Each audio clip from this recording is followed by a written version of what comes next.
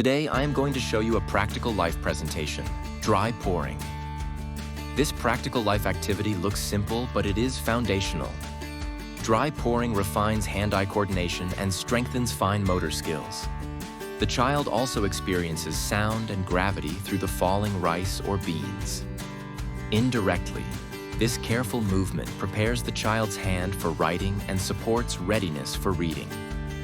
You will need a tray, 2 clear glass pitchers, and rice, beans, or something similar to pour. Clear pitchers are ideal so the child can watch the flow of the materials and practice care of the environment. Today, I'm going to show you how to pour. I hold the pitcher with 2 hands. Like this. The rice goes from this pitcher into this pitcher. Now the rice is here. I can pour it back. Would you like to try?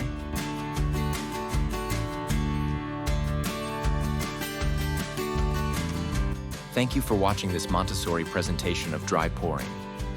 With each careful movement, the child builds independence, concentration, and joyful readiness for later work in reading and writing.